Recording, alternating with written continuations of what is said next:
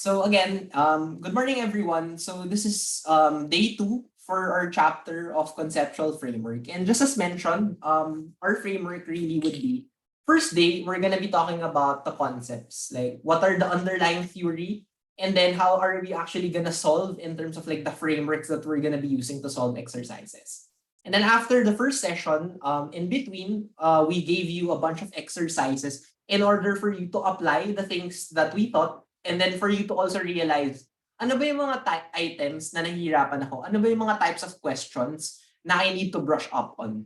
And then don't worry because for today's session, so step 3, it's really all about mastery and it's really all about reviewing. So again, like what I mentioned, hindi naman talaga mahirap yung accounting. Very matrabaho lang siya. So as long as you're very familiar with how to solve for these solutions, then you don't have anything to worry about. So with that said, in terms of today's lecture, let's take a look back in terms of our overview. So in terms of our accounting last session, we had 6 learning objectives. So we actually went through all 6 of them. So again, reminder, for the first 3 learning objectives, meaning accounting definition, the types of activities and users associated with accounting, and then the master the building blocks of accounting. For the first 3, basically, it's very straightforward. Try to understand lang the importance of each of the concepts. Pero at the end of the day, the challenge is for you to memorize, ideally, parang all of the important concepts as mentioned. So, in every accounting exam or every accounting quiz, it's broken down into 2 parts, theory, and then you have your short problems. So definitely, mas maraming short problems, right? Pero number 1 na nakakatulong in terms of raising your grade up is theory. So as much as possible, since it's just memorization, try to get perfect in theory para sa short prob. You have a lot of bank in terms of how to solve for it. So now, for today, we're gonna refocus on the solving portion or the practical aspect of the conceptual framework. So we're gonna be revisiting the accounting equation, particularly transaction analysis. And then like what I mentioned before, last time, yung financial statements, parang we just breezed through it, right? Pero now we're gonna take our sweet time and taking a deep dive in how to answer it. So in terms of our structure for today, I wanted to center the discussion around the examples because at the end of the day, the reason why we're learning is so that we'll be able to answer or adapt to the various novel scenarios, novel examples that are presented to you as, as business people. So one of the things that I wanted to always highlight for this is that in solving during the exams, don't panic.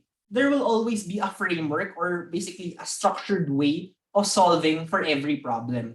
So the challenge for you and for everyone in class is that for every question type, you know talaga ideally ano ba yung framework or how do you attack or how do you solve for this particular questions. So for today, we're gonna again give and take siya, right? So basically, I'm very happy now when I look through a lot of the exams, exercise submissions. Everyone got almost perfect. So very clear on the concepts. So thank you so much for your hard work. So for today, this is gonna be more of a dynamic conversation between everyone in the class. So we'll take it per exercise and then categorize it per question type. So as you can see, each one has an underlying framework that you can use. So either basic accounting, expanded, whatever, etc., etc. So with that said, let's again review the accounting equation. So the very first thing or the very foundation of any accounting exercise or any accounting principle lies into what we call the accounting formula. That at the end of the day, what you own has 2 sources. Either it's through a direct third party or this is something that you put up by yourself. And therefore, your assets will always be equal to the sum of your liabilities and equity at any point in time. So it's always balanced. It's always perfectly balanced. At any point, at any transaction, at any date, assets will always be equal to your liabilities and equity. And in terms of like the formula version of this, we actually broke it down, right? So A or assets is equal to your liabilities and equity. And then again, a reminder to everyone, whenever we give you a formula, it's not enough to know how to solve it like the normal way, you have to know it, the different iterations related to it. So how to solve for liability, how to solve for equity, etc. etc. So again, to review this basic accounting equation, we have, let's first go to BE 1. So we have BE 1.1. So again, basically, in terms of the question format, ito yung pinaka-favorite ko. Straightforward. It's a table. You just have to solve for the missing x, right? So for this, basically, let's all solve. I just wanted to ask the class, is there anyone who wants to solve this particular exercise? Kindly indicate, parang raise your hand na lang through the chat. If not, I'll just pick a random person to solve with me. So basically, parang the idea here is that you're gonna be telling me what to do lang on how to solve it. So don't worry, ito naman yung exercise natin. So I'm sure you already know the answers to this. So ayan. So any volunteers on the first? Okay, nice. So si Jor ata yung nauna. Yeah. So hi Jor. Okay, let's Hello solve. po. So our very first participant joke. So okay, so hi, good morning. So first, so we'll start muna with equity. So kindly let me know. So how do we solve to get equity? What would be? It will be asset minus liabilities po. Okay, so basically that's gonna be 90,000 minus 50, which would give us what equity? Kaya Jor. $40,000 po. Correct. Okay, so 40,000. Okay. Next next asset. So so tapusin na natin to, Jor. Sorry. Yeah, kasi mabilis. Sure po. Okay lang. Sorry, I wasn't clear. Yeah, so assets naman tayo. So assets yung nawawala. So how do we get assets? So feel free to use the figures, parang ano yung gagawin natin. It will be $44,000 plus $70,000, which will give us $114,000 po. Okay, correct. So yeah. And then lastly, for liabilities, how would we solve for this? We will minus the assets, which is $94,000 minus $53,000 of equity, which will give us $41,000. Yep, correct. So thank you so much, Jor. So yeah, so again, for this particular exercise, very straightforward, no? So A is equal to L plus E. So I'm pretty sure parang math in high school is a bit harder than this. So yun. So parang basically just fill in the gaps. So always go back to the formula that A is equal to L plus E. Okay. So clear. So now we go to 1.3. So 1.3 is total assets of 800,000 and total liabilities of 300,000. So now it's actually very similar except two things. Number one, it's in paragraph form, and second, merong changes throughout the year. Okay. So for this, is there anyone who wants to answer 1.3?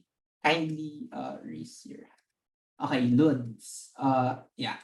So okay, for this, Luds, basically let's do it one step at a time. So let's first start with our assets. So 'di ba parang the scenario here is that meron kang assets and liabilities at the start of the year and then it changed to the end of the year, right? So in terms of our end of the year assets, what would be our assets for the end of the year? You can also use the 950, sir. 950 because that's basically 800 plus 150 is equal to 950. Yep, correct. And then for our liabilities, that would be 240, sir. 240 because that's 300 minus 60. And then for this particular scenario, what they're looking for talaga is the equity, right, at the end of the year. So Yes, sir. what would be our equity? 710, sir. 710. So what we did was assets 950. Minus liability, sir. Correct. So 710, right? So medyo wala na siya sa question, pero what was the equity at the start of the year? So itong box na to. Luds? 500 po, sir. Yeah, 500. Kasi, 500 po. yeah, correct. So 800 minus 300 is equal to 500. And then last for this particular subset, yung 210, how much did it increase or decrease from the start of the year to the end of the year? 210, sir. 210, right? Kasi 710 minus 500. So honestly, hindi naman kailangan the last two. Pero this is one thing that I wanted to show everyone. Diba, going back, at every point or at every date, assets will always be equal to liabilities and equity. Now, yung changes mo in assets will always be equal to your changes in your liabilities and equity. So to prove the point, 210 minus 60 is an increase of 150 on this side and then an increase of 150 on the other side. So yun, it's just good to note para lang pag nawawala kayo, you always have to remember that the changes in your assets will always the changes in your liabilities and equity. Got it. So next B, Luds. So let's do the next two. What would be our equity again? So na-solve mo na ata yun kanina. So 500, right? So what would be the equity for the end of the year? 430, sir. 430. So 500 minus 70, right? 430. Correct. And then liabilities would be 400. yeah, kasi 300 plus 100. Correct. Yan. And then finally, yung assets, which is yung hinahanap talaga natin, would be what? 830, sir. Okay, tama. Tama. So liabs plus, liabs plus equity is equal to 830. Here, okay. So last, so 30 yung increase niya. So again, the 30 increase is equal to the 30 increase here. 100 minus 70 is 30,000. Okay, last, C. What would be our assets at the end of the year? 720, sir. 720 because of 800 minus 80. 720. Okay, next. Ano yung susunod natin kailangan i-solve? Equity, sir. Correct. Yeah. Ilan yun? Wait lang. Go lang. 380, sir. Sorry, nagkalki pa po. 380? Or increase? Ay, increase, sorry. Okay lang. 620. Okay. Yeah. So okay lang. Yeah. Yep. So 620. And then finally, our liabilities would be 100, sir. okay, 100. Because 720 minus 620. Okay, 100. So 100. So negative 200. So negative 80. Bumaba yung assets, liabilities, and equity. So thank you so much, Luds. Yan. So very straightforward. So that is our equation for assets, liabilities, and equity. Are there any questions sa 1.1, 1.3? Clear naman how to solve. Kindly thumbs up if everything's clear so that we can proceed to the next framework. Okay, perfect. Yeah. So straightforward naman, right? So honestly, we'll go to another easier version, pero a bit more complex. So the next step, so we understand that assets, liabilities, and equity. The next step is we have to figure out what is the expanded accounting equation. So last session, we mentioned that equity is the pinakamaarte out of all the three components because gusto niya magpa-breakdown, right? And equity can be broken down into two, your owner's capital and your owner's drawings. Mind you, owner's capital can be further broken down into three components, right?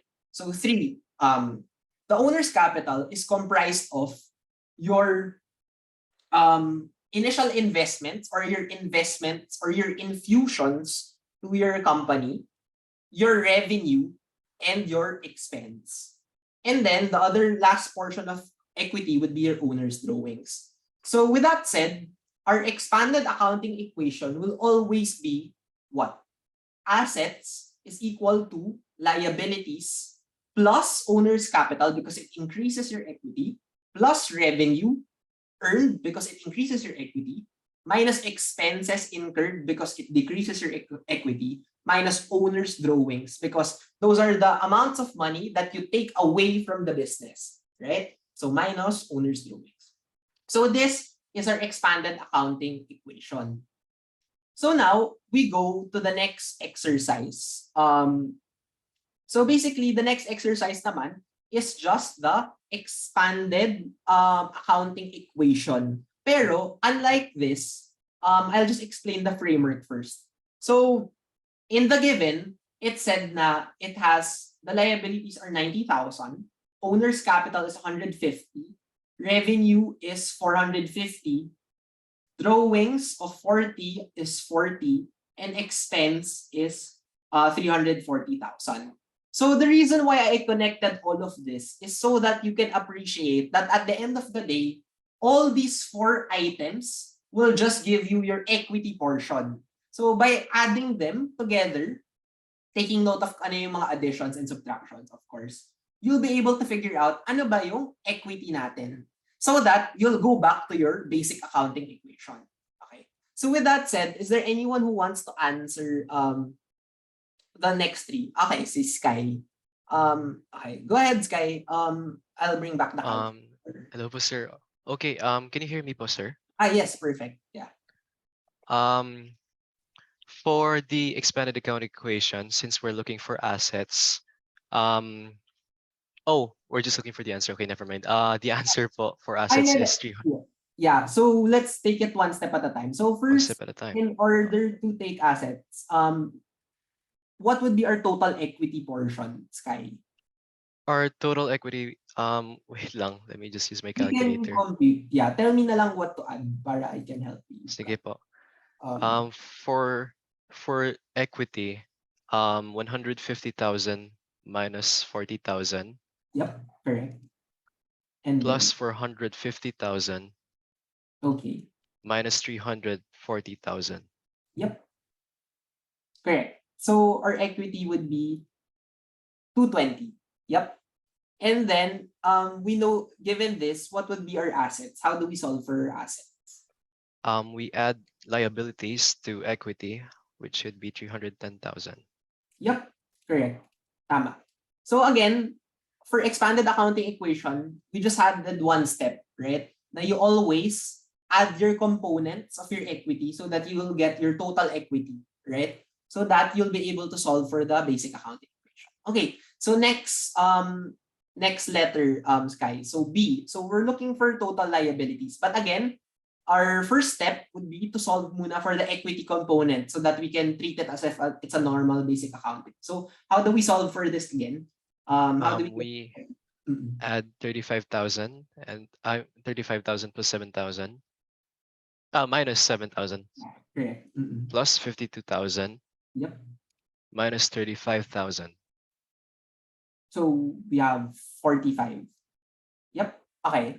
And then how do we get liabilities now that we know equity? Afterwards, we deduct 45,000 from 57,000. 57,000 minus 45. Yep. So we have 12,000 in assets. Yeah. Got it. Okay. So the last number is different, right? So the last number is, it said that the total assets are 60,000 and its liabilities are equal to 2/3 of its total assets. So what would be our liability first, Sky? Our liabilities, I believe, would be 40,000. Yeah. Since So it is 2/3 of 60,000. So 2/3, so times, or 60 divided by 3 times 2. Ay, sorry. Yeah, sorry. So 40,000, sorry. So that's basically 60 divided by 3. Oh, sorry. Hindi pa yan. 60 divided by 3 times. Well, basta, I think you get it. Sorry. Nagkakamali ako sa calculation. Sorry. And then for equity, what would be your equity? Sky. Our equity would be 60,000 minus 40,000, which is 20,000. Weird. 60 minus. Or is it C? 60 minus 40. Okay, there. Sorry. 60 minus 40. 20. Okay, thanks so much, guys. So, okay, Thank you po. so apologies for the technical difficulties. Di ako marunong calculator. Okay, so for this, basically, ang ginawa lang natin is you can also solve this via fractions, right?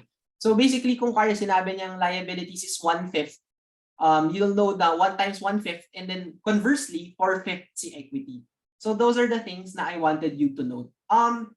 Another thing would be, if ang missing is yung equity portion, like inside this, you should also be expected to learn how to solve for it. Kasi in the past two examples, we're solving for either the liabilities or the assets, right? But in terms of like the future exercises, the expectation also is that you'll be able to figure out kung may isang missing dito, you'll know how to solve it. So we'll have other exercises that will showcase naman how to solve for that. So we can proceed. So right now, we're at the end of the first stage. So actually, naka-half na tayo kagad. Ilang minutes? 10:30 pa lang. So, diba? So very straightforward. And yun lang, we use the accounting equations na dalawa. Our basic accounting equation and our expanded accounting equation. So next would be to prepare our financial statements. So quickly, just wanted to review how we understand financial statements. I wanted to take a more deep dive in terms of the theory so that you'll have a more appreciation para hindi lang siya very mechanical when we solve. Kasi honestly, sorry I super appreciate everyone that wrote it physically. So I know na parang it could have been like 30 minutes easier if we could do it in Excel. Pero I wanted you to practice writing it physically because of two reasons. Number one, in your exam, which would be one of your heaviest portions, it would be written. And then second, one of the things that I don't know if it works for everyone else, pero when I write something down, that's when mas tumatatak siya sa head ko. Because in Excel, if sobrang sanay ka na sa mga formulas, then, parang automatic siya. Your brain's taking shortcuts. But when you keep on writing it down, you really have to think of what you're writing. Mas nag-i-instill what the proper form is. So ultimately, what I wanted to highlight is that for financial statements, this should be easy because it's very procedural. Meaning, if you're very familiar with how to write them and where to find the amounts, then this is not something that you should worry about, right? But in order for us to easier, para mas madali sa atin maalala, parang what are the specific components, we first have to understand the underlying value of all of these statements, right? So again, at the end of the day, the expectation for accountants is not to solve journal entries. Ultimately, the major importance of accountants is for them to communicate, right, financial information. And like what we've mentioned, a lot of people are not familiar naman with business concepts. So basically, accountants should simplify their reports, summarize their findings, so that they can communicate what are the important things to note about a company's performance or financial position. So we have 5, right? But then like what I've mentioned, we're only focusing on 3 out of those 5. So particularly our balance sheet, our income statement, and changes in equity. All 3 are equally important for us in 99.1. For 99.2, we'll discuss about cash flows and touch upon the notes aspect of financial statements. So we have 5. Now, one of the things that I wanted to emphasize is that they're all interconnected, meaning the information that you'll need for your changes in equity can be found from your income statement. Your balance sheet, which is looking for the ending value of your owner's capital, can be found in your changes in equity. So all of them are interconnected. And ultimately, it tells you the complete picture of the company, both the company's financial position and financial performance. So out of the 3, let's focus on income statement and balance sheet. But kindly note na owner's equity is just as important. So income statement tells you the financial performance of the company. Performance meaning how it operates, right? Parang how does it generate your revenue? What are the expenses incurred in relation to that revenue? And then ultimately, it tells you Are we doing a good job? Do we have a net income? Are we doing a bad job? Do we have a net loss, right? So it's all about the performance. So because it's a performance, it's the story of its transaction during a whole period. And therefore, when it comes to the financial statements of income statement and also changes in owner's equity, yung title na ginagawa natin is for the period ending. So for the period ending April 30, 2020, right? So that means for the duration of that month, right? Or for the year ending December 31, 2022. So meaning the whole period or the whole year, the income statement talks about the whole performance throughout a period. In contrast, let's go to the balance sheet. The balance sheet shows you the financial position.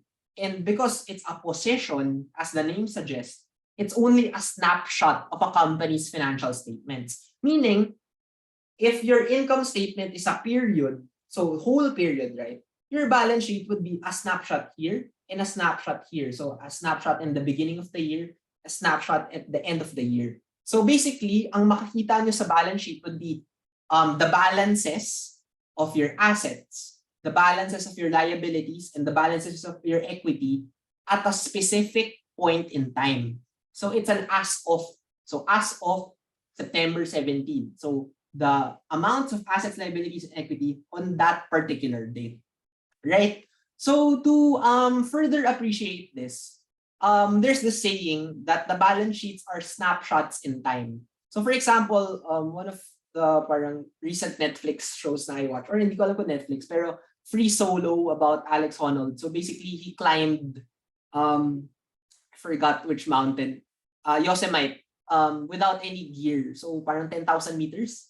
So sobrang crazy niya. So you can see it as the balance sheets are his positions in time. So at the start, this is one of his positions. So nag-start pa lang siya, right? And then at the end, he has natapos niya na, right? So start and end, a specific point in his journey. So the balance sheets are snapshots in time. But if the balance sheets are snapshots in time, then the income statement is the story in between the periods. So basically, the whole journey, the whole performance, yun yung sa income statement. So again, this is just to highlight that balance sheets are at a specific date in time. Income statement covers a whole period. The story in between the pictures. Yun.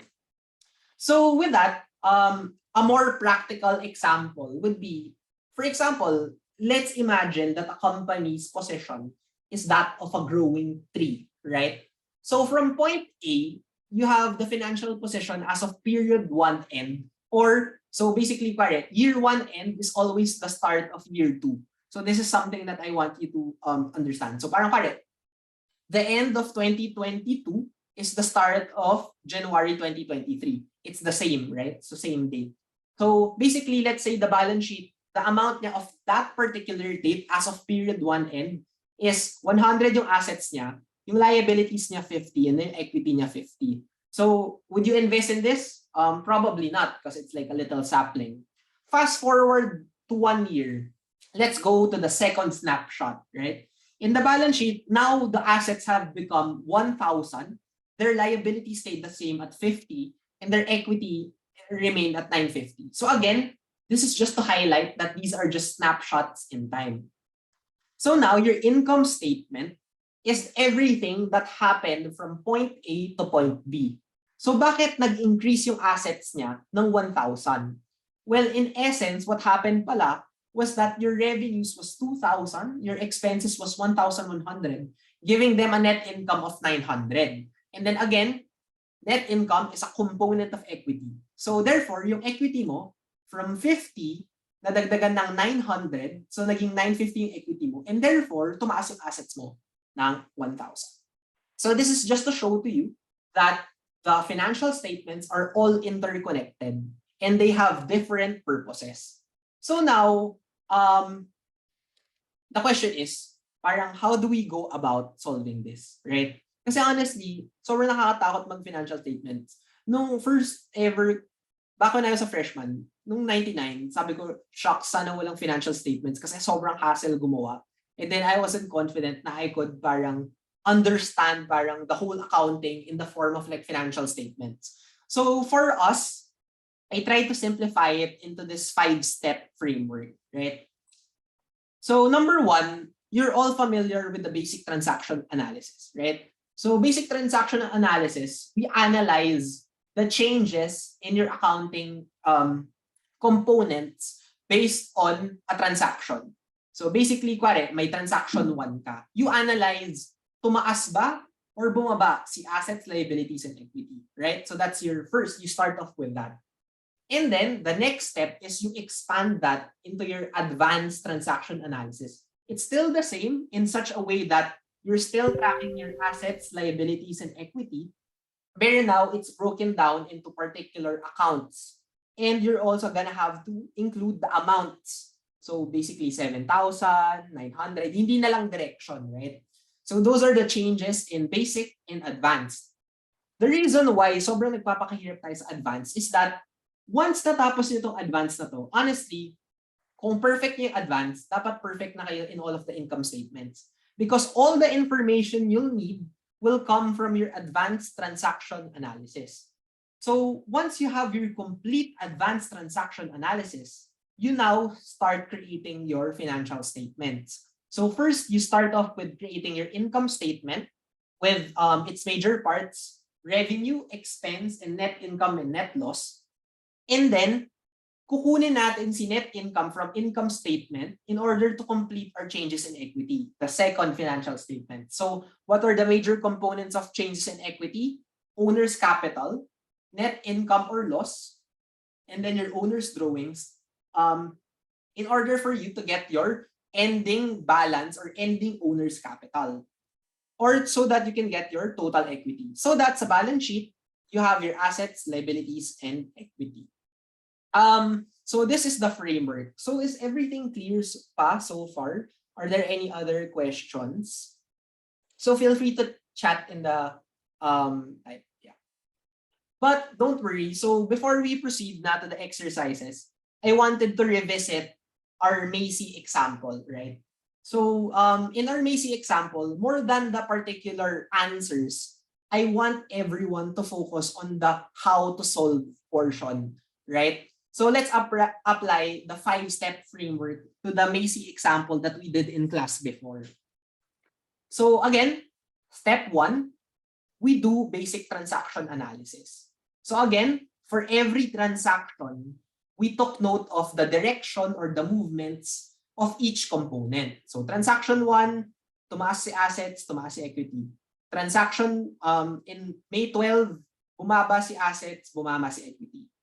So another thing that I wanted everyone to take note of in terms of basic transaction analysis is that notice that for every transaction, there is at least 2 movements in order to maintain the balance between your assets is equal to liabilities and equity. Meaning, tingnan nyo to, yung assets is your left side of the equation. Your liabilities and your equity is on the right side. So pag tumaas to, syempre tataas to. Pag bumaba to, bababa. So taas, taas. So nag-maintain yung balance niya.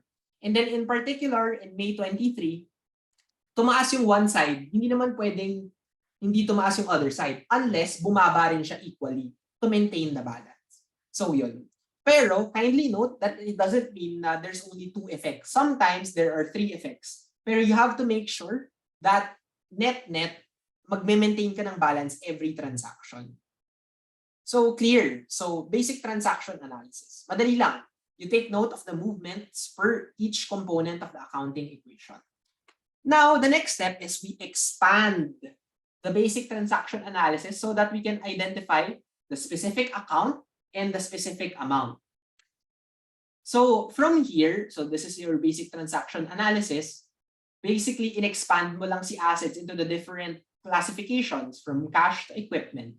Si liabilities, you broke it down into accounts payable and notes payable. And then si equity, sobrang familiar na tayo with the 4 components from your owner's capital all the way to your revenues and expenses. And then, as you can see, I also color-coded every transaction.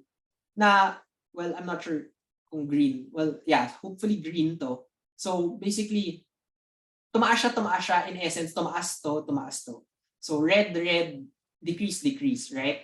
So the only difference was, dinagyan lang natin ng classification. So yung 7,000, tumaas si assets. But which assets, right? Si cash. So si 7,000. Si equity tumaas. Pero which of the four components yung tumaas? Si owner's capital because infusion. So again, from basic transaction analysis, you can do advanced transaction analysis. Pero ika-categorize mo lang into the specific accounts and also highlighting the specific amounts. Things to note for the advanced transaction analysis. Pag bumaba, it's a subtraction in cash. Automatically, expenses and drawings are negative. So yun lang. Those are the things lang to take note of. So cash, negative 900, negative 900 si expense, right? Owner's drawings, negative 1,000 si cash, negative 1,000 si drawings. Yun. So those are the things to know. And then after you do that, you subtotal it for every cash, receivable, etc., all the way to your revenues and expense, so that at the end of it, you make sure everything is balanced. The assets of 22,000 is equal to your liabilities in equity, that's 9,400 and 12,600. Clear so far? Okay. So now that we're done with advanced transaction analysis, this is what I'm telling you. Ito yung pinaka-important out of the all, kasi parang once gets nyo na to, financial transactions, financial statements are procedural. So now we create our financial statement starting with income statement. So in financial statements, I want you to follow these steps whenever you solve, right? So number one, it always starts with the format. What is the ideal format? What is the only format for the income statement?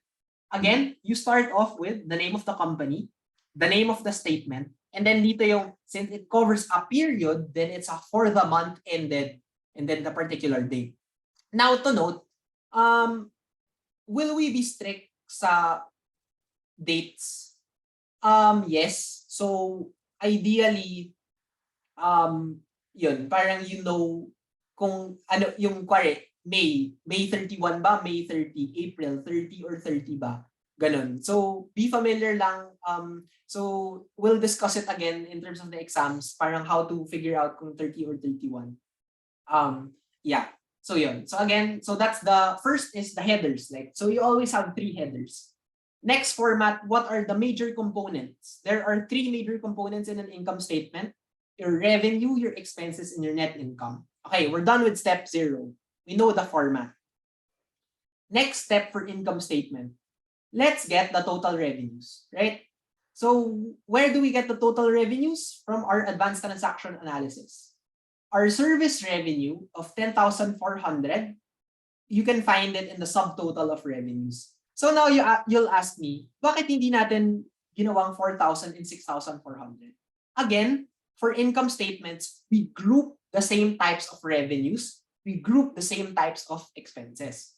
So since the 4,000 and the 6,400 are the same type of revenues, we added them together for under the service revenue account. And then once you've identified all of your revenues, you get the total. So wala naman, so 10,400. We now move on to step 2 for income statement. We get the total expenses. Now for expenses, my request is kindly write down the expenses based on the biggest expense first. Okay, so out of the 4 expenses here, our biggest is 2,500, right? And according to the problem, that 2,500 represents your salaries expense. So again, you plug in. Next, the next one would be our rent expense of 900. We plug it in. Last 2, the 275 utilities expense, and then finally 125 of your advertising expense. And then all of these you add up, right? So when you add 2,500 plus 900 plus 275 plus 125, you'll get 3,800, which is also here in the subtotal, right? Kasi we solved for it in advanced transaction analysis. And then ultimately, 10,400 minus the expense of 3,800 will give you your net income of 6,600. So that's basically your 3 steps in order to finish your income statement. Yeah, so kindly let me know in the chat if there's any questions. If none, we'll proceed. So, okay. Natapos na natin 1 out of 3 financial statements done, right? So, now that we know our net income, we now make our way to our statement of changes in equity. So, for this, I expanded the portion of advanced transaction analysis that we're looking at. Now, we included our owner's capital and owner's drawings, and then sa income statement, nilagay ko lang sa taas. Okay? Step 0, again, for statement of changes equity, the format. So, what are the 3 headers? The name of the company, the name of the financial statements, and then for the month ended again because it's a period. Okay? Next, now that we're done with the headers, the next step in format, what are the 4 major components of equity? Number 1, what is your beginning capital? Number 2, what are your additions or what are the things that increased your equity during the period? Number 3, what are your deductions? What are the things that decreased your equity during the period? So that finally you can solve for your ending capital. Okay, so now that we know the format, let's go to step 1. Let's first determine the beginning capital. According to the problem before, she's just started her business. And therefore, if you start your business, your beginning capital would be 0, right? Next, we list additions. What are the things that increases your equity? Well, number 1, any investments from a person, so the owner's capital portion here of 7,000. And then, if it's net income, then it's an increase in equity and therefore it's an addition. So, saan natin kukunin si net income? Sa income statement, right? So, ito yung income statement natin. Because alam natin yung income statement, pwede na natin siyang i-plug sa changes in equity of 6,600. Now, you total the additions. So, now you have an addition of 13,600. Step 3, we list the deductions. The deductions would be, number 1, your owner's drawings, right? Of what? 1,000. So dito yung owner's drawings. So ipa-plug in lang natin kay statement of changes in equity. And then we have the total deductions of 1,000. Okay, pag net loss, paano kung may net loss of 6,600? Yung net loss would be under less or the deductions, not above. Okay? So those are the things lang to note. So now, we can now compute for the ending capital. The ending capital is your beginning capital plus your additions of 13,600 minus 1,000. So your ending capital will be 12,600. So this is how you solve for your statement of changes in equity. So 2 out of 3, tapos na. So now that we know our total equity, we can now make our way to the final statement, which would be the balance sheet. So the balance sheet, tinrim down ko na lang si advanced transaction analysis into the subtotal portions, right? And then, si changes in equity, nilagay ko lang here. So again, step 1, we figure out what is the format, right? So what is the format for a financial statement? What are your 3 headers? Name of company, name of statement, pero unlike income statement, unlike owner's changes of equity, it's as of May 31 because again, it's a snapshot of a company's position, right? What are your 2 major components in financial position? Your assets and your liabilities and equity. Because sa financial position, you just want to show na balance sila, right? So yun. So now we're done with step 0. So now the next step is let's figure out what our total assets are. And because we did the subtotals, we're just gonna plug it in. Pero we're gonna plug it in terms of the level of liquidity. So liquidity meaning how can you convert it into cash, right? So number 1, we start with cash, right? So 14,600, right? Next is what is the next most liquid to cash? Receivables. Receivables of 2,400, 2,400. The reason why it's closer to cash is because yung receivable is the amount of money owed to you. So therefore, mas madali siyang i-turn into cash. Next, supplies. So your supplies in your inventory is your 3rd most liquid. So you have your 800 supplies, you have your 800 supplies, and then finally your equipment, which is the hardest to sell, 4,200, 4,000. Finally, you total your assets. So you add all of these so that you can get 22,000. So we're done with the first or the left side of the accounting equation. So now we know, without even solving, that the liabilities in the owner's equity should total 22,000, right? So now let's double check whether it will total 22,000. For liabilities, we start off with your accounts payable of 4,400, your notes payable of 5,000, and then you sum it up at 9,400, which is the subtotal here. And then owner's capital, yung owner's capital, you no need to further break it down. Again, financial position wants to focus on the ending capital of your owner's equity. And therefore, sa natin kukunin si owner's capital? Dun sa ending capital ni statement of changes in equity of 12,600, which is where we got from your previous financial statement. So now 9,400 plus 12,600 should be 22,000. So again, balance. So again, very straightforward. You have 5 steps.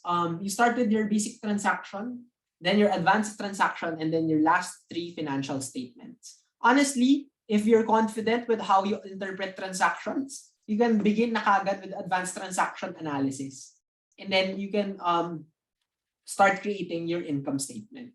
So again, if there's one thing that will make or break your first quiz, it's how you understand transactions, right? So make sure na you know the actual accurate effects of every transaction for any sort of exercise. Minsan magugulat kayo, parang hindi mo pa na-encounter yung transaction na yun. So hindi mo alam paano siya account.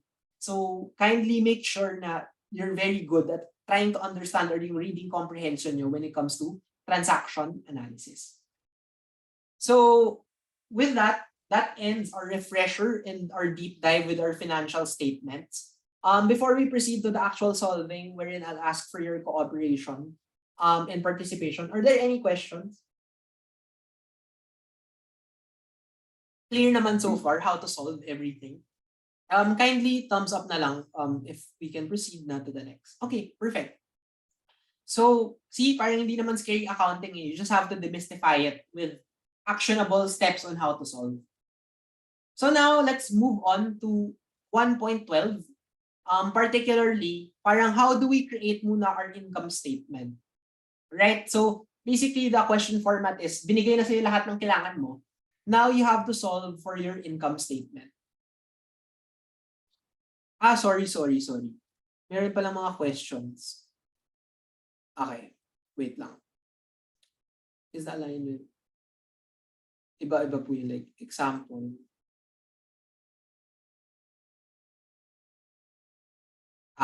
Okay, sige. So, there's a question na, sorry. Kindly let me know pala sa chat, kung if I miss your chat, let me know. In terms of alignment, honestly, di naman ako, pero the idea lang kasi here is that you want to make sure na your subtotals is in a separate column so that hindi kayo malilito. Yun lang naman. Pero I'm not strict with the format for this. I just want to make sure na yung in terms of alignments, tama lang yung how you solve for it. Yun. So, yun. Yeah. So I hope I answered your question, Anna. Si Jor. Okay. Sorry. For the equity statement, Jor, yung ending for its header, for the month ending, palaging ending si income statement and si owner's equity. So, palagi siyang ending. And then yung equivalent lang niya is as of. Yun. So, yun. Again, not strict, pero I will only deduct points kung kaya sa income statement nyo, you put as of. Because that connotes na it's a particular date when in fact it should be a whole period, right? So again, for heading, it could be ending or ideally it could be for the month ending, right? Yeah. Because the idea here is that you're creating the financial statements before the month ends. Yun.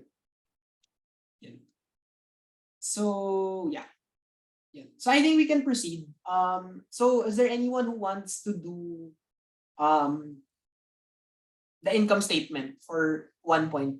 Okay, Soph. Yeah, go ahead. Hello po. So for step 0 po, we start with the company name, which is Karen Weigel Co. Yeah. Then below it po, income statement. Then Okay. next line would be for the year ending December 31, 2020. Okay, correct. And then in terms of the three major components of your income statement, what would that be?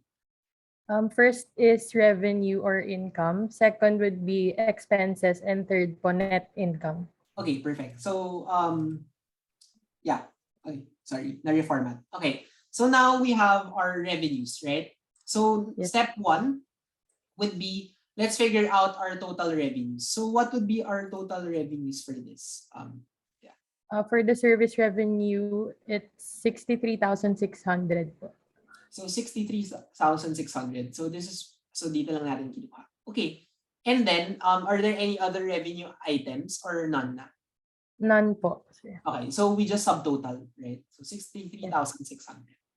Next step would be total expenses. What would be our first expense? What would be our first biggest expense? Sophia? Salaries and wage expense, Okay, of 30,200. 30,200 po. Okay, and then what would be the next expense? Next would be rent expense, which is equal to 10,400. Correct. Mhm. Then utilities expense, 3,100. And last po, advertising expense, 1,800. Okay, correct. And And then basically we have to total, do all this. Mhm. yes po, 45,500 po. Okay, so how did we get that? 30 point. Sorry, for the people that are looking at the calculator, I'm just using in thousands kasi para mas mabilis. Plus. So 45,500. Correct, Sevilla. And then finally, how do we solve for our net income or net loss? We subtract the expenses from the income po, which is 18,100. So that's 63,000 minus the 45,500, right? So 18,100. Yep, correct. So yeah, thank you so much, Sophia. So that's basically our income statement. Very good. Next, who wants to answer changes in equity naman?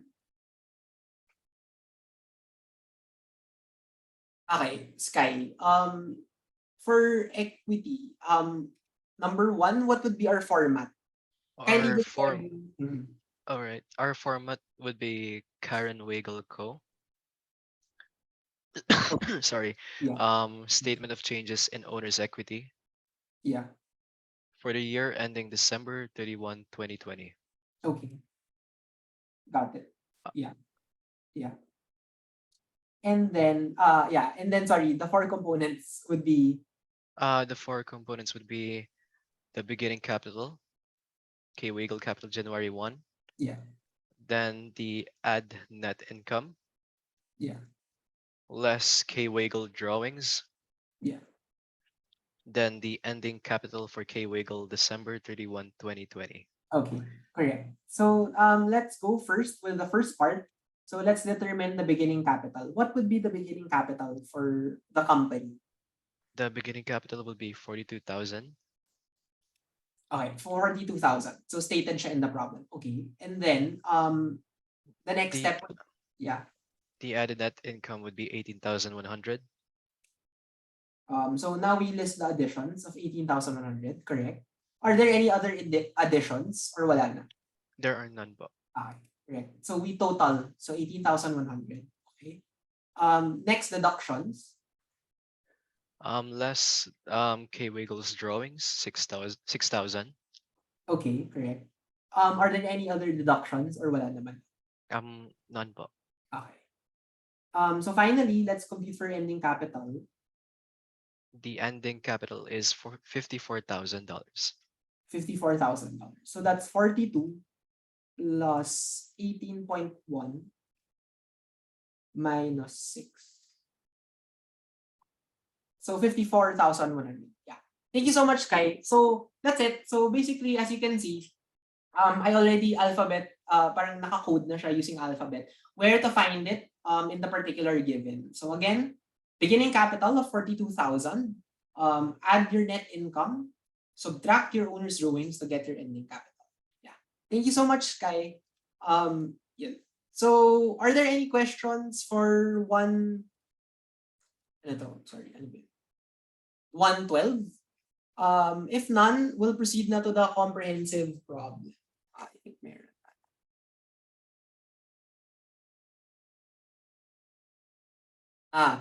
For this, Tash, ideally your expenses should be from biggest to smallest. In terms of format, so for exercises, I think okay lang naman as long as you get the format. But for quizzes, for exams, ideally you put it biggest to lowest. Para lang formal or pantay-pantay tayo lahat. Good to note lang. Yeah. Next.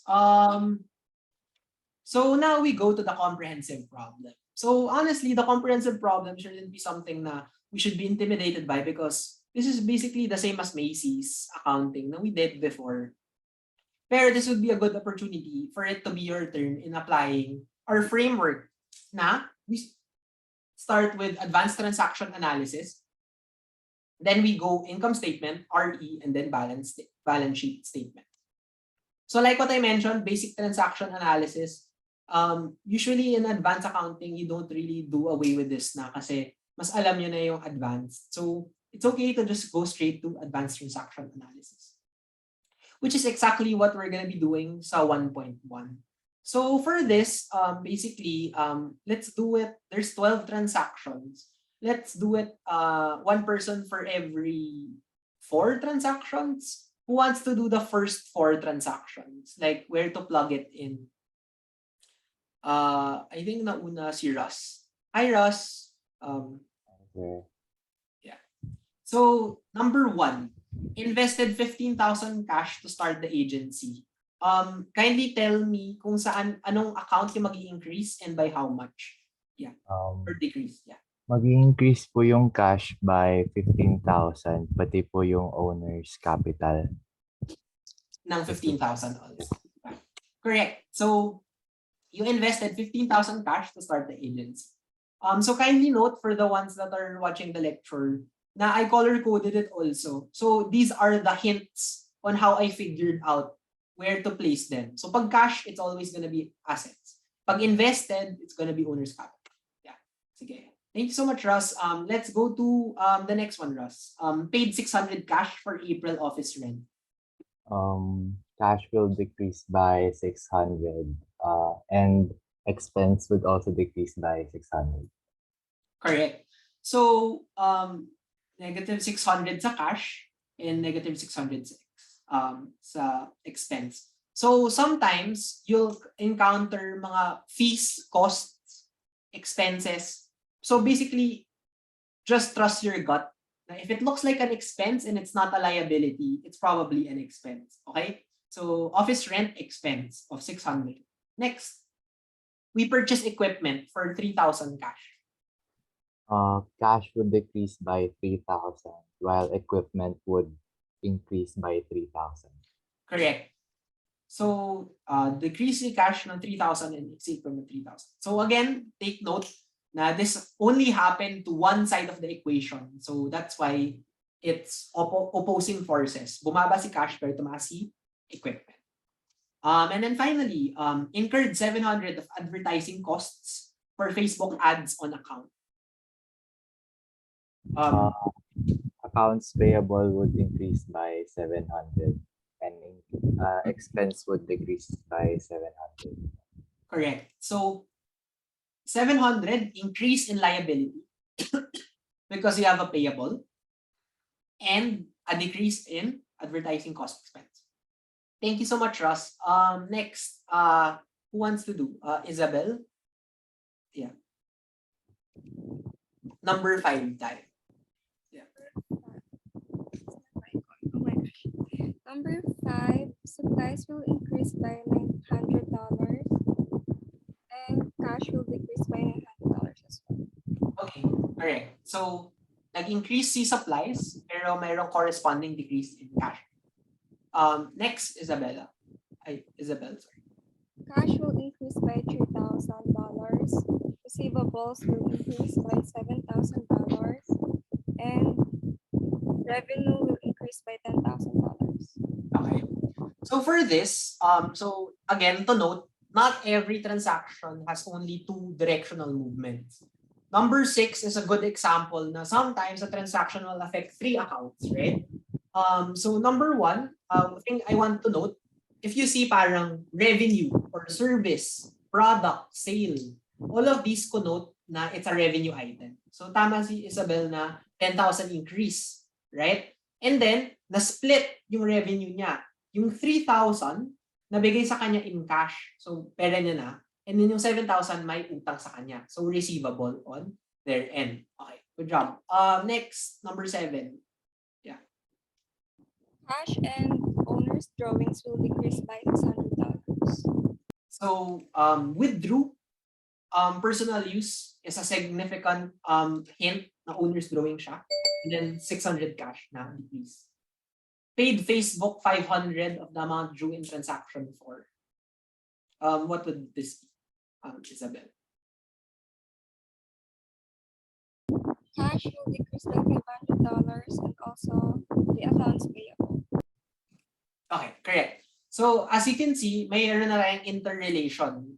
Number 8 had a callback in 400. So what does this mean? Yung 700 mo, you were supposed to pay for your expense. Pero hindi mo pa binayaran, right? So sa number 8, dun mo lang binayaran in cash. So dahil binayaran mo in cash, it subtracted your assets, nag-decrease yung asset mo, but nag-decrease yung accounts payable mo because bumaba rin yung utang mo. So remaining utang mo na lang for this particular accounts payable is 200. Yep. So thank you so much, Yzabel. Last 4. Who wants to do 9? Tash? Yeah. Hello, sir. Rinig po ba ako? Yes. Rinig naman. Sorry. So 9. Paid employee salaries of 2,500. Sir, cash would decrease by 2,500 and then expense would decrease 2,500. Yep, correct. So again, wala pero dahil may outflow ka, it's a salaries expense of 2,500 and then a deduction in cash of 2,500. Next, number 10. So purchase travel bags using cash in transaction 7. Sir, no effect. Yeah, correct. So, ito usually dito nadadali lahat eh. Ako nadali ako dito sa quiz one. So, basically, pag sarili niya ng pera or ginamit niya yung kinuha niya sa owner's drawings, that would be no effect because personal transaction. Number 11. Receive 4,000 in cash from customers who have previously been billed in transaction 6. Sir, cash would increase by 4,000 and then receivable would decrease by 4,000. Okay. So, correct. So, again, this is a callback to another item. So, before, basically, you earned money, right? The 10,000. 7,000 of which, parang receivable. So, wala ka pang pera. So, thankfully, 4,000 out of those 7,000 nagbayad na. So, nag-increase yung cash mo, pero the amount of money you expect to receive decreased, right? From 7,000 minus 4,000. So, naging 3,000 na lang. Yeah. And then finally, borrowed 5,000 from the local bank. Cash would increase by 5,000 and then notes payable would increase by 5,000 po. Okay. So cash, notes payable. Okay. So thank you so much, Tash. So now we have everything. So for this, for the interest of time, I'll solve for all subtotals. So basically, just take note of the adds and the subtractions. So solve for totals: cash, receivable, supplies, equipment. Add nyo yung 4, you'll get your total assets. So now my expectation is, if I did it right, magbabalance dapat to sa other side, the 25,000. So again, 200, 5,000, 5,2 yung liabilities. And then the last components of equity will give you 20,600. So when you add those two together, it balances to 25,800. So that ends advanced transaction analysis. Next, so actually by this portion, if you got this, dapat perfect na kayo. Kasi again, financial statements are procedural. Everything you need to know is already in the table. So let's now start with income statement. Who wants to walk us through the income statement for this particular comprehensive exercise? Anna. Yeah, Anna.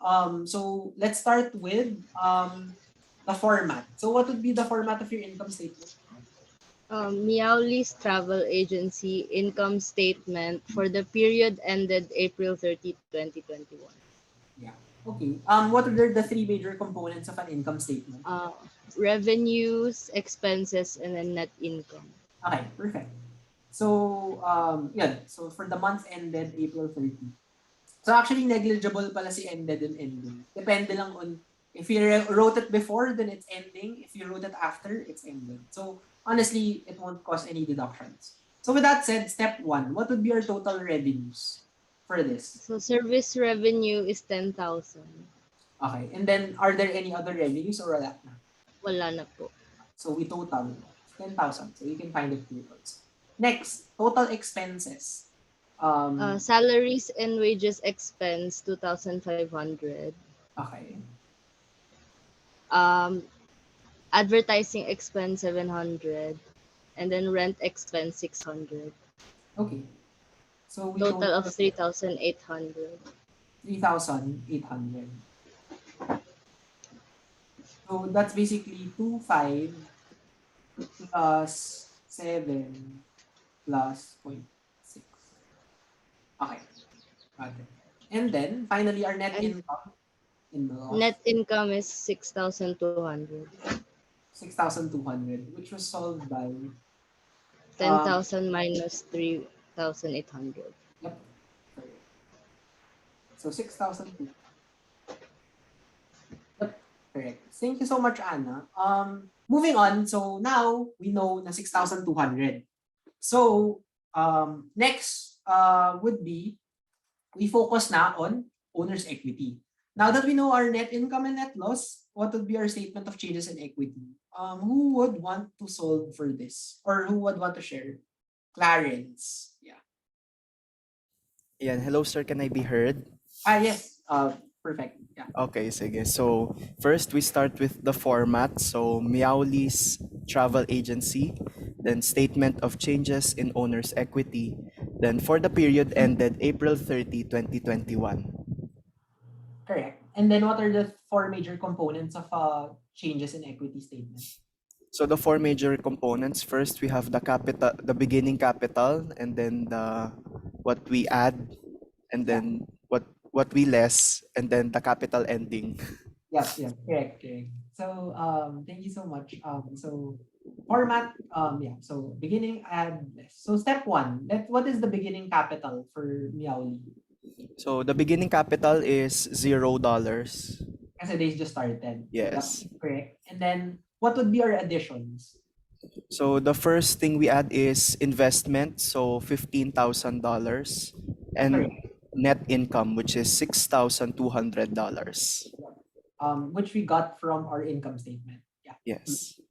And then that the total would be $21,200. 21,000. Yep, correct. So now the next step 3, let's do deductions. So what are deductions from this? So we will deduct the drawings of Chen, so that's $600. Yep. And then meron pa bang ibang deductions? Wala. Wala na po, wala na. Correct. So finally, we solve now for ending capital, which would be So the ending capital will be $20,600. 20,600. And then as you can see, yung sa subtotal natin, 20,600. So that would represent your total equity or your ending capital for owner's equity at April 30, 2021. Okay. Thank you so much, Clarence. So finally, para matapos na tong comprehensive problem. So I really hate yung mga ganito kasi ang haba, right? Tapos nakabahan ka na.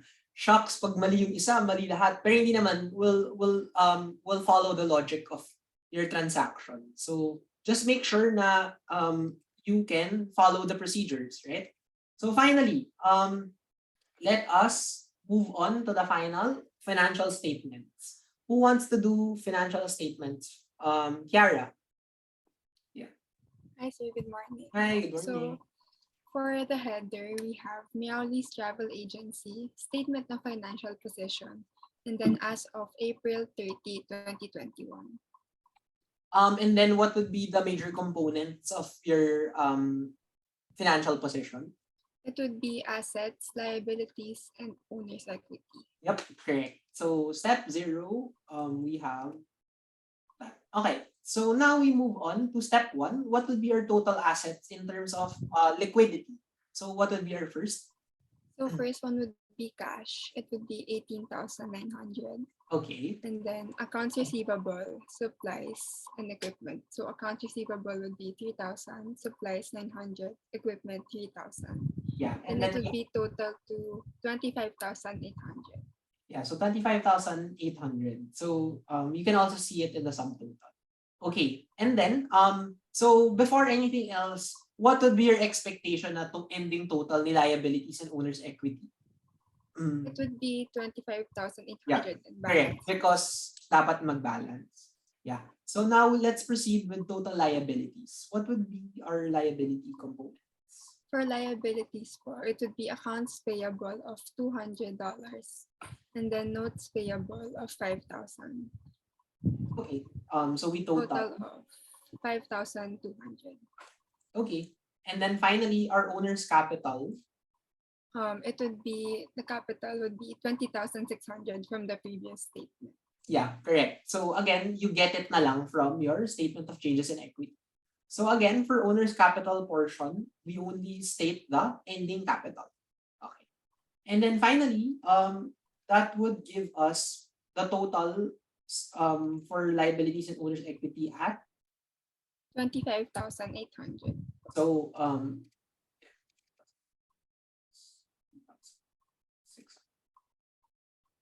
25,000. Yan. So, yun. So, yun, balance. So, yun, tapos na natin yung comprehensive problem. So, actually, for me, again, the super important is that every transaction, you should know na it should balance, right? Kasi, parang moment of truth talaga yun na parang shocks hindi nag-balance. Pag hindi nag-balance, panic ka na. Pero, pag ganun, you revisit every transaction and then make sure na tama lang yung pag-add nyo or pag-subtract. Kasi sometimes, rather than adding, nasusubtract nyo or parang nagkukulang kayo ng press. So, relax lang. You'll be able to figure it out. As long as you go back to your advanced transaction analysis. So, actually, that ends P1.1. So, actually, we're done now with a lot. So, are there any questions regarding how to solve for comprehensive problems? Okay, none. So, last. So 1.5. So, basically, 1.5 just shows you na merong interactions between the start of the period, end of the period, and then your statement of changes in owner's equity, right? So in this particular problem, it's table format, right? Pero I will just use this format so that you can imagine it better. So si Alpha Company, you can imagine that a snapshot of his asset, liabilities, and equity in January 1, so that's the start of the period. You have another snapshot of your equity. And then what I'm gonna highlight is that your equity will change during the period. So whatever this is, ito yung change niya. And that change should be attributable to the different components of your equity during the period. So who wants to answer 1.5 for this? For 1.5. Is there anyone? I am there. Alex. Hi, Alex. Hi, everyone. Yeah. So first, what would be our equity for January 1, 2020 or A? So it would be 80,000. I mean, 80,000 minus 90,000. Yep, correct. So sorry, nawala yung calculating. So basically, it's 80 minus or parang nagkamali. Wait, sorry. Sorry, I think this should be, I think there's a typo somewhere. Pero 39,000 ata yung tama. Yeah, nakasulat po na 41,000 yung liability. Sorry, yeah, sorry. So 41,000, kindly take note. Sorry, Alex, about that. Okay, next. December, what would be your assets for this? It would be 60,000 plus 50,000, so 110,000. Sorry. 60 plus 50. 110. Okay. So now, my next question would be, how much did your equity change throughout the period? So at the start, it was 39, and then in 50, naging siyang 50. So how much did it increase? 11,000. Yeah, so basically 50 minus 39. So 11,000. So actually, some of you prefer to solve this algebraically. Pero for me, it's easier to note na itong apat na to, they should total to 11,000, which should be the changes. So now, how would we go about solving for this? What would be your owner's capital? Ano yung na-solve mo, Alex, for this? 48,000 po yung nakuha. 48,000. So, okay. So, let's double check. I'm not sure kung ako yung nag-typo or not. So, how do we get 9,000, right? So, our idea here is that your equity increased by 11,000, right? So, how do we get 11,000? So, let's start muna with, hindi natin alam si owner's capital. So, drawings is negative, right? So, we have negative 15,000. So, you have negative 15,000. Then we add our revenues of 350. And then we subtract our expenses of 33,000. So right now, yung total nitong tatlo is at 2,000, right? Now we want to make it reach 11,000. So the idea here is 2,000 plus the owner's capital should equal your 11,000 increase. So that would be your 9,000. Are there any questions for this? So actually, this is one of the things, honestly, 1.5 is the hardest for me because you have to solve for it drastically. So are there any questions or none? Luds, yeah, you have a question. Sir, actually, I got the same answer. Feeling ko, sir, kaya kami nagkamali dun, sir, is because we thought na dapat mag-equal dapat sa ending equity, which is 50,000. So, kaya yun, sir, siguro po. Yeah, okay. Yeah, so yun. So actually, kaya nga I tried to avoid the table format because parang it's confusing, right? Parang given the given, parang you think na parang kailangan mo siyang equate sa equity. But in reality, these four things should to be equal to your additions or your deductions. So, paano natin to gagawing RE? Basically, this one is your beginning capital, right? Your beginning capital, what are your additions? Your owner's capital, your revenues. What are your deductions? Your 15,000 and your expense. And then that will give you your ending capital. So it's really more of like an statement of changes in equity portion more than anything else. Yun. Thank you so much, Alex and Luds. Next, who wants to solve for beta? Yzabel, yeah. Let's try. Yeah. Hopefully walang typo on my end. Sorry. Yeah. How do we go about it, Yzabel? So first we solve for the liabilities, which Yeah. is equal to 50,000. Okay, correct. So 50. Then punta tayo sa end of the period. What would be our equity? The equity would be 40,000. Kasi 112 minus 112 minus 72. 40. So since the equity on both periods are the same, so there's no increase or decrease, and the drawing should be $33,000.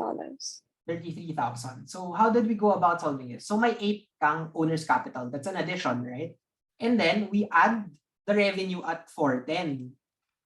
And then we subtract the expense at 385. So right now, the balance is 33,000 positive. We want to make it 0. So therefore, owner's drawing should be 33,000. Correct. Because we want to make it 0. Right? Moving on. Next number. Is there anyone who wants to solve? The last two na lang. Okay, sorry. The last two. Kayleen. Yeah. So let's start. So for the assets, we add the liability and the equity. 80,000 plus 49. Ay, tama. 80,000 plus 49. And then for the ending, we're looking for the liabilities. So we subtract 82,000 from 170,000. Correct. So you'll get 88. Yeah. And And then, then what would be the change in your equity? the change in equity po is right there. 39,000. Ay, joke lang po. 33? Tama ba? No, sir. 39,000 po. 82 minus 39. Ay, hindi ba 33 ulit? Ay, Yeah. yeah, 33 po, sir. Sorry. Sorry. Okay. And Paano ko na? then, Okay. Yeah. And then, revenue po. Yeah. Revenue is 385,000. 385. So, how did we solve for this? So, we add owner's capital, we subtract owner's drawings, and then we subtract expense. So, right now, it's at negative 352. Now, negative 352 plus revenue should be equal to positive 33, right? So, meaning, we have to add 385, right? To the negative 352 in order to get 30. Yep. So thank you so much, Kayleen. Last, tuloy na natin for the last one. Liabilities, Kayleen. To solve for the liabilities, we subtract 90,000 from 150,000, which is 60,000 po. Okay. And then assets. Solving for the assets, we add 100,000 and 151,000. And then the change would be? The change in equity po is 61,000. Kung ang intention, may papasok na mga Yep. malalaki. And then our expense would be? It's 444,000 po. 444. So how do we solve it? Owner's capital minus owner's drawings plus revenue. So it's 505. Now we want to get to 61, right? So the expense should be 444,000. Yep. Thank you so much, Kayleen. So actually, sakto, we ended our session. So honestly, that's the exercises, right? So in the last 2 minutes, are there any questions or clarifications?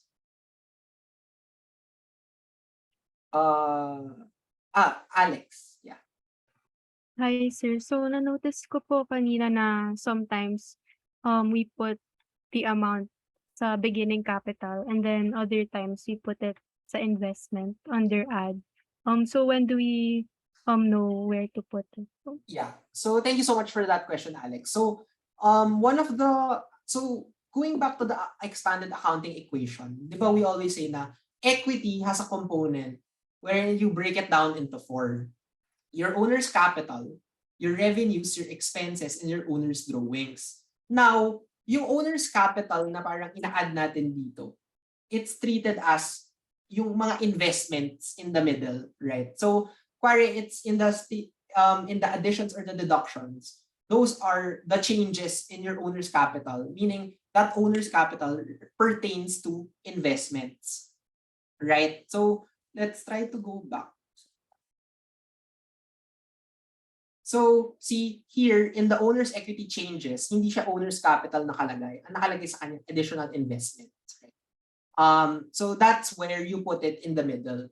And then you'd know its beginning capital when it's associated to a date.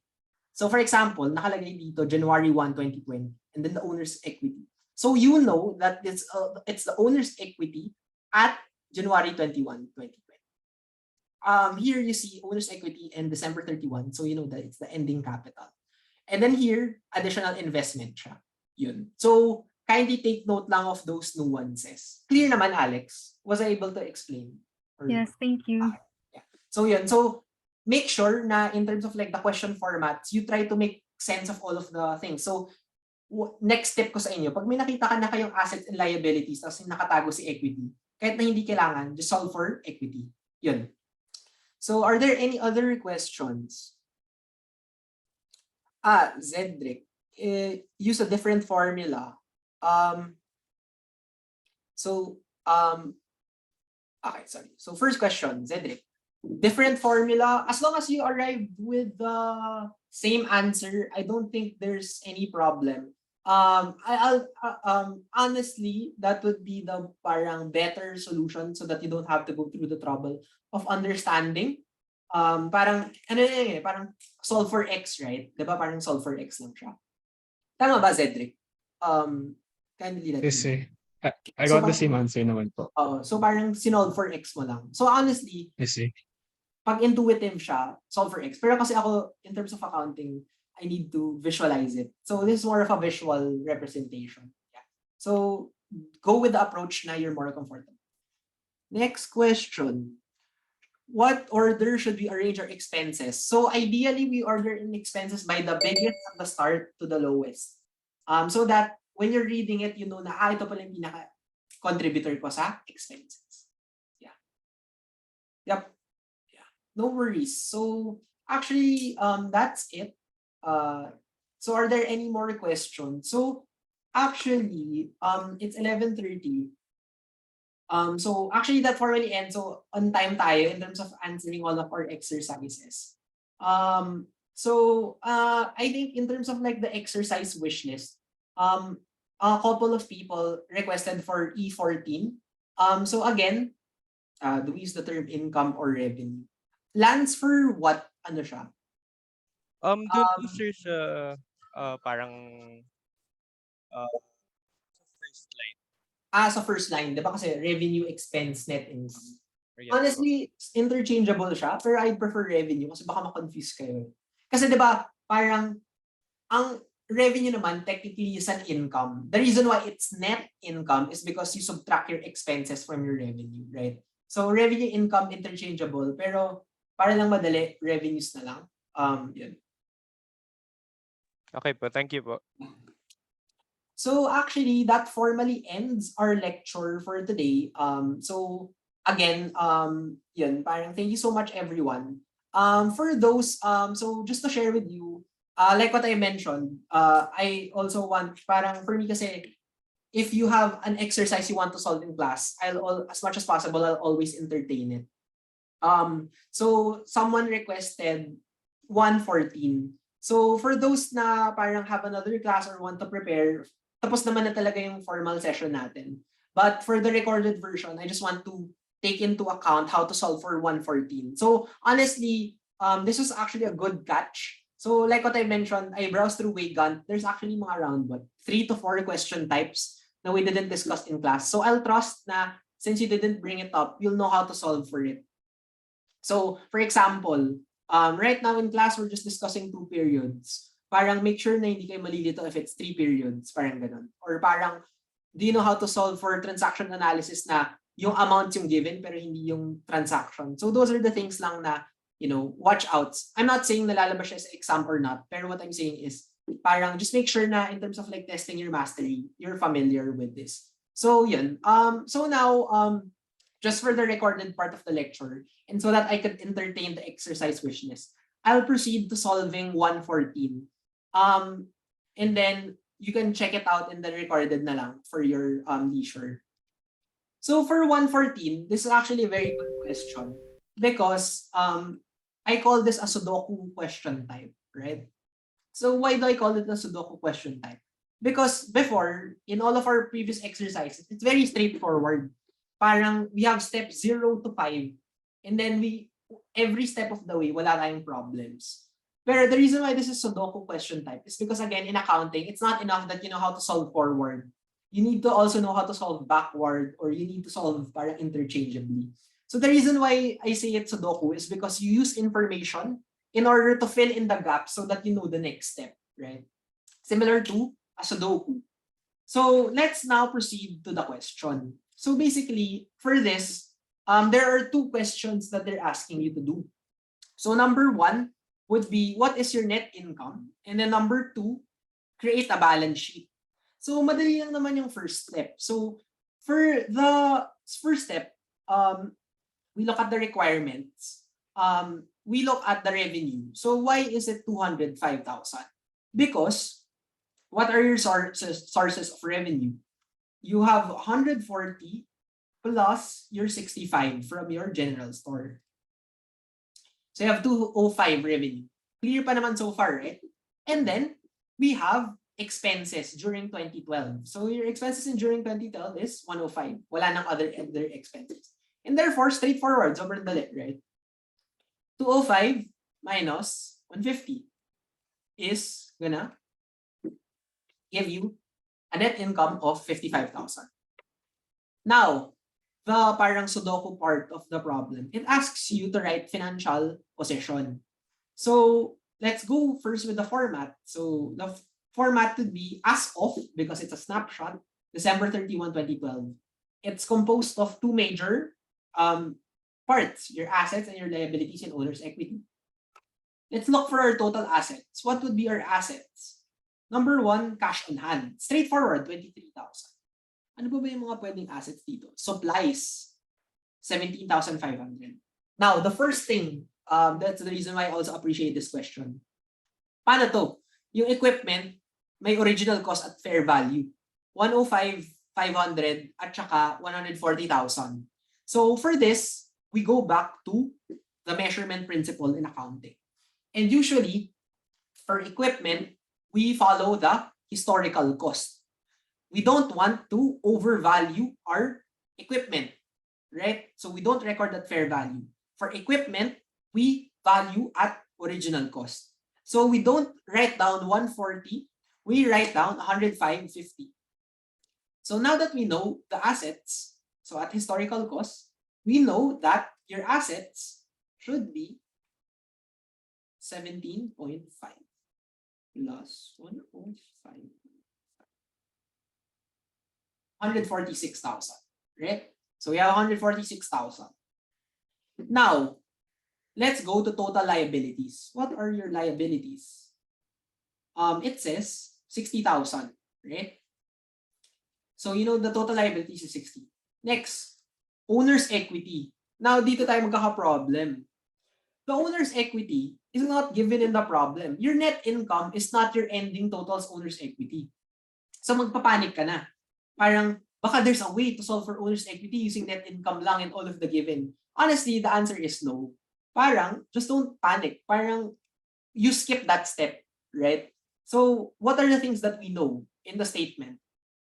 We know that the total assets should always be equal to the total liabilities and equity. So, yun ang una nating unahin. 146,000 is equal to 146. And therefore, alam na natin na yung liabilities is 60,000. So therefore, 146 minus 60,000. Your equity should then be 86,000, right? We squeezed it in order to make sure that the assets will be equal to your liabilities and equity. Yun. So that's the reason why I called it Sudoku. So parang in anything that you encounter, just go back to what you know and then apply it. So we know that assets is equal to liabilities and equity. So we solve for that first and then we squeeze your ending capital at 86,000, which is different from your 55,000. Yun. Are there any questions for this particular item? Anna, you have a question? Or Ross? Sir, may accounts payable pa po sa problem na nakasabi. Shucks. Okay, na-miss ko yun. Okay, so another lesson is parang ano. Sorry, so dapat pala may 11,000. So, meaning 11 plus 60. So 71. So 146 minus 71. 75,000 yung total liabilities. Yung total owner's equity na. Yeah. So I'll just reflect this na lang when I send over the file. Yeah. Pero thank you so much for pointing it out, Anna. So again, no, so syempre, ako, sorry, my bad. Yun. So again, make sure na you write everything down. Next, this is my modified version. So what is the beginning capital if may additional given na 9,179 investments and 19,275 drawings? So this is a sample of like a quote-unquote hard exercise. So again, let's work with what we know, right? Step 1, we already know the format. Step 1, alam ba natin yung beginning capital? Definitely not, kasi yun yung pinapahanap, right? So next, what are the things that we know? We know na there are additions. What are the additions? Number 1, we know that there's an investment of 9,179, right? Given yon, extra given.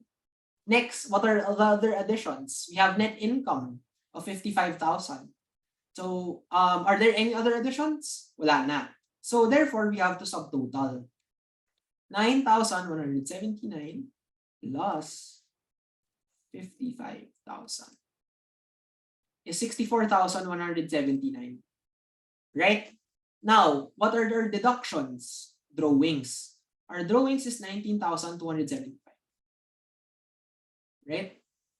So 19,275. And then ending capital, we already know the ending capital should be 86,000. Sorry, so 86,000 kasi yun yung nakuha natin before. We ignored the accounts payable in that particular exercise. Yeah. So now, how do we solve for beginning capital, right? How do we get the 41,096? Well, basically, we just play around with the formula. We know that the beginning OC plus investment plus net income minus owner's drawings is equal to your ending owner's capital. So ang missing natin, solve for X, is the beginning owner's capital is equal to your ending owner's capital plus owner's drawings minus investment minus net income. So if we use the equation, that would be what? So basically that would be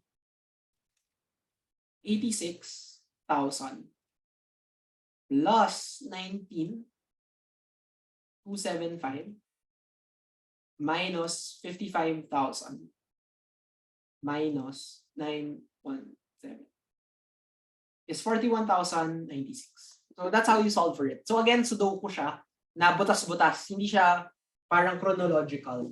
So baka lang this is just another layer for you to parang soak up. Pero don't worry, parang focus muna on the basics and then eventually you'll be able to form these connections. So actually that ends today's lesson. Are there any follow-up questions regarding the wish list? Yeah. So if there are none, thank you so much everyone. So we will give an announcement on when the quiz will be and how it will be conducted. So as expected, I think it would be timed. We'll give you a portion naman to solve for it. I think yung theory will be parang there's a specific time, like parang malalock siya or something. Pero we'll give you the full mechanics, pag-usapan pa namin. Apologies, wala pa rin kasing uble. Yun. So yan. Don't worry, if you have any questions, I'm free for consultation. I super appreciate all of the people that email me clarifications. I hope na you're honest na parang huwag kayo mahiya na parang pag mema yung sagot ko tapos hindi nyo naintindihan. Pigain nyo na lang ako para sabihin nyo, sir, di ko po maintindihan. Pwedeng ulitin. So, if ever hindi pa rin get sa paragraph, we can do parang sample exercises. So, yun. Huwag kayo mahiya. My goal is to help you understand the subject. So, feel free to consult with me via email or even schedule a call kung sobrang dami yung questions. Yan. So, thank you everyone. Good luck on your first quiz. Kaya niyan. Yeah. And then for Thursday, we'll jump into chapter 2. Don't worry. One of my pet peeves as a student was like, shucks, wala pa yung quiz, tapos mag-chapter 2 na agad. For me, knowing chapter 2 will actually help you in quiz 1 because you'll be able to understand transactions better. Yeah. So that would be for Thursday. So that's it. Thank you everyone. Have a nice day. Thank you, Thank you, po. sir. Thank you, sir. Goodbye. Thank you, sir.